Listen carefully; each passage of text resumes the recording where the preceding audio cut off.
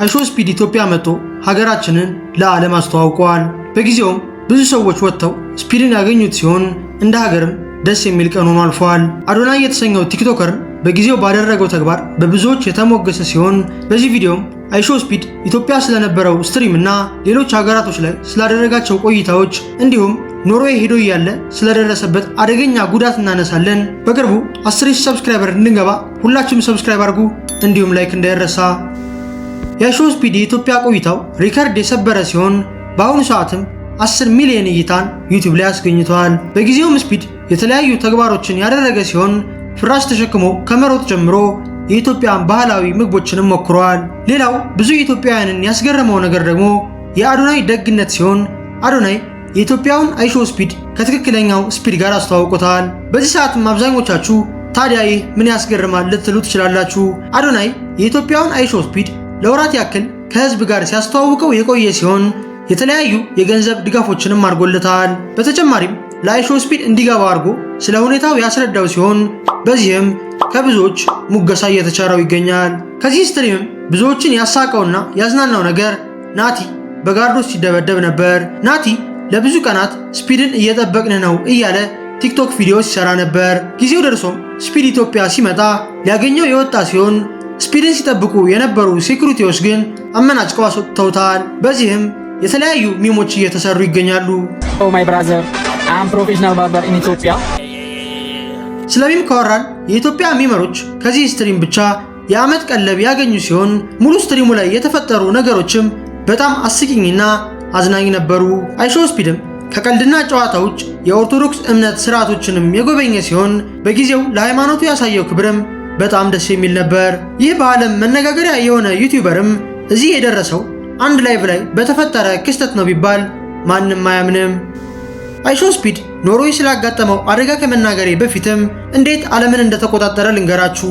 አይሾ ስፒድ ዓለምን እየዞረ ህዝቡን ለማዝናናት የበቃው አንድ ቀን ክርስቲያኖ ሮናልዶ በማለቱ ነበር። እንዴት ካላችሁም ምክንያቱን ልንገራችሁ። ስፒድ አንድ ስትሪም ላይ የምትወደው ኳስ ተጫዋች ማን ነው ተብሎ ሲጠየቅ ክርስቲያኖ ሮናልዶ ብሎ ይመልሳል። ይህም የብዙዎችን ትኩረት የሳበ ሲሆን ስፒድንም ዓለም አቀፍ ተቀባይነትን አስገኘው።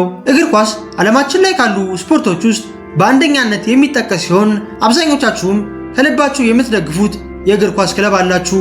ይህ ስፒድ ቪዲዮም ኢንተርኔት ላይ በብዙዎች የታየ ሲሆን በአንድ ሌሊትም ስፒድ በብዙዎች ታዋቂ ሆነ። ከዚህ በኋላም ስፒድ ስለ ኳስ ደጋግሞ ማውራት ጀመረ። የተለያዩ የእግር ኳስ ጌሞችንም እየተጫወተ ህዝቡን ያዝናና ነበር። በጊዜውም የሚኖረው ኢነርጂ ሰዎችን የሚስብ ሲሆን አብዛኛው ሰውም ምንም ሳይሰለቸው ሙሉ ስትሪሙን ይከታተል ነበር። በዚህ ሁሉ መሃልም አንድ አቅጣጫውን የቀየረ እግር ኳስ ተጫዋች አለ። ይህም ክርስቲያኖ ሮናልዶ ነው። ስለ ሮናልዶ ብዙ ነገር ማብራራት አያስፈልግም፣ ምክንያቱም አብዛኞቻችሁ ታውቁታላችሁ። ሮናልዶ በቢሊዮኖች የሚቆጠሩ ፎሎወሮችን ሶሻል ሚዲያ ላይ ያፈራ ሲሆን በዚህም ዓለም ላይ የሚገዳደረው የለም።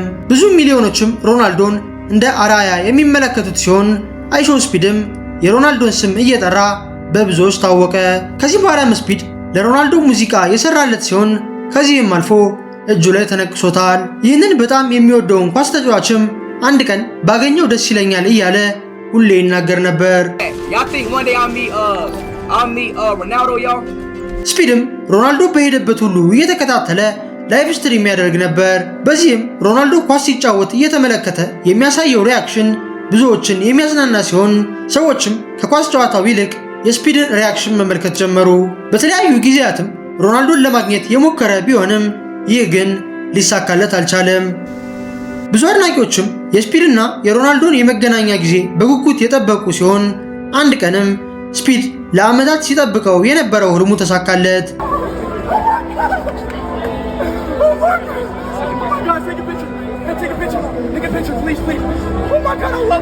ስፒድም ሮናልዶን በአካል ያገኘው ሲሆን በጊዜው ያሳየው ሪያክሽንም ብዙዎችን ያዝናና ነበር። አሁን ደግሞ ስፒድ በዓለም አቀፍ ደረጃ ተወዳጅ እንዲሆን ስላደረገው ሌላኛው ምክንያት እናውራ። አይሾ ስፒድ በጊዜው ታዋቂ የነበረ ሲሆን ከአሜሪካ ውጭ ግን ብዙ ሰው አያውቀውም። በዚህም ዓለም አቀፍ ቱር ለማዘጋጀት አሰበ። ይህም በዓለም እንዲወደድ ቁልፍ ሚና የተጫወተ ሲሆን አንድ ቀን ህንድ ውስጥ ክሪኬት እየተጫወተ ከሆነ ቀጣይ ቀን ደግሞ ባሎንዶር ላይ እየቀወጠው ልታዩት ትችላላችሁ። በፍጥነትም ከሀገር ሀገር እየዞረ በተመሳሳይ ኢነርጂ የሀገራቱን ባህል የሚያስተዋውቅ ሲሆን የሰብስክራይበሮቹ ቁጥርም በሚሊዮኖች እያደጉ መጡ። ይህ ሁሉም እንዴት እንደተጀመረ ልንገራችሁ። 2024 ክረምት ላይ ስፒድ የአውሮፓን ግማሽ ክፍል ለመዞር ትልቅ ፕላን አወጣ። 18 ሀገራትንም በ30 ቀን ለመዞር ያሰበ ሲሆን የአልባኒያውን ፕሬዝዳንት ከማግኘት ጀምሮም የፖላንድ ጎዳናዎች ላይ እግር ኳስ ተጫውተዋል። ከሀገር ሀገር እየዞረ ሲሄድም በጣም ብዙ ህዝብ የሚከበው ሲሆን ይህም ዓለምን አስገረመ። ቀስ በቀስም ስፒድ በሚሊዮኖች የሚቆጠሩ ሰብስክራይበሮችን እያገኘ የመጣ ሲሆን እነዚህ አድናቂዎቹም ከመደገፍ አልፈው ችግርም እየፈጠሩ ነበር። ኖርዌይ የነበረው የአይሾ ስፒድ ስትሪምም ለዚህ ትክክለኛ ማሳያ ሲሆን ያኔም ስፒድ ፖሊሶችን ለመጥራት ተገዶ ነበር። በጊዜውም ስትሪሙ ከተጀመረ ከ9 ደቂቃዎች በኋላ ስፒድ በኖርዌይ አድናቂዎቹ የተከበበ ሲሆን አንድ ሱቅ ውስጥ ገብቶም መውጫ መንገድ አጣ። ይህንን ነገርም ጋርዶቹ ማስቆም ባለመቻላቸው ስፒድ ለመውጣት ተገደደ።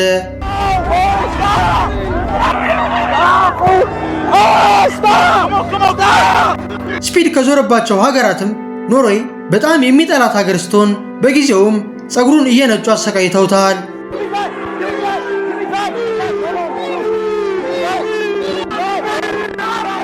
ይህንን ፀጉሩንም ኢንተርኔት ላይ አምጥተው ለመሸጥ ሞክረዋል። የኖርዌይ አድናቂዎቹም ይህንን ያደረጉት ሆን ብለው ስፒድን ለመጉዳት ሳይሆን በጣም ስለሚወዱትና ስለሚያደንቁት ነበር። አይሾ ስፒድ እያገኘው የነበረው ፍቅርና እውቅናም አርቲስቶች እንኳን የማያገኙት ሲሆን አንድ የ18 ዓመት ዩቲዩበርም በዓለም አቀፍ ደረጃ ሲወደድ ብዙዎች ተገርመዋል።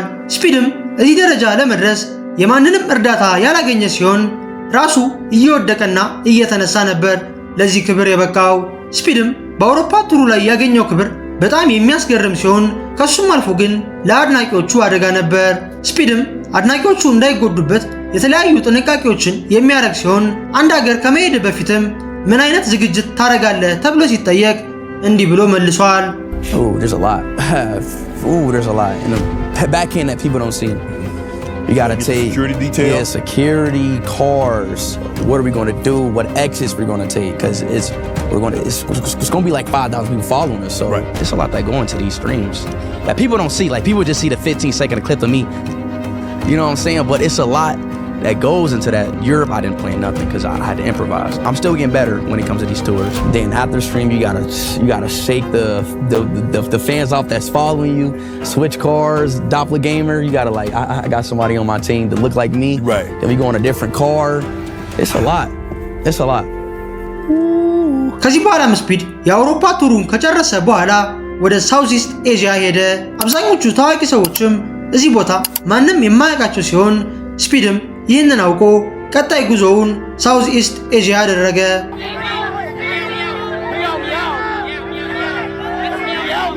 ኤዥያ የነበረው ቱርም በብዙዎች የተወደደ ሲሆን የተለያዩ ባህላዊ ምግቦችንም ሞክረዋል።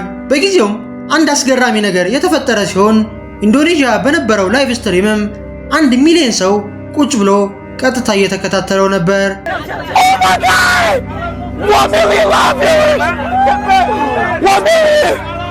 ቤት ውስጥ ሆኖ የባስኬትቦል ጌም ሲጫወት የነበረው ህፃንም ዩቲዩብ ላይ ሪከርድ የሰበረ ሲሆን ማንም ግለሰብም 1 ሚሊዮን እይታ ላይቭ ስትሪም ላይ አግኝቶ አያውቅም። 1 ሚሊዮን ስላችሁ ላይቭ ካለቀ በኋላ የሚኖረው እይታ ሳይሆን በቀጥታ ስትሪም እየተደረገ ያለ የሚኖረው ቪው ነው። ከዚህ በኋላም ቢሆን ስፒድ አርፎ ያልተቀመጠ ሲሆን የተለያዩ አይዲያዎችን እየፈጠረም ሰዎችን ያዝናና ነበር። የአፍሪካ ቱሩንም በቅርቡ የጀመረ ሲሆን ለዓለምም የአፍሪካን ገጽታ አስተዋውቋል። በተለይ አሜሪካኖች አፍሪካን ደሃና ረሃብ የተሞላባት አድርገው ስለሚያስቧት ስፒድ አፍሪካ መጥቶ ትክክለኛ ገጽታዋን ማሳየቱ ትልቅ ጥቅም አለው። ስፒድ ኬንያ የነበረው ስትሪምም በብዙዎች የተወደደ ሲሆን የተለያዩ ሪከርዶችንም ሰብረዋል። በመቀጠል ኢትዮጵያ ያደረገው ስትሪም ደግሞ የኬንያን ሪከርድ የሰበረ ሲሆን በአሁኑ ሰዓት ስፒድ ካደረጋቸው ስትሪሞችም ከፍተኛ እይታ ያለው ስትሪም ሆኗል። የዛሬው ቪዲዮ ይህንን ይመስል ነበር። በቀጣይ በሌላ ቪዲዮ እስከምንገናኝ ሰላም ሁኑ።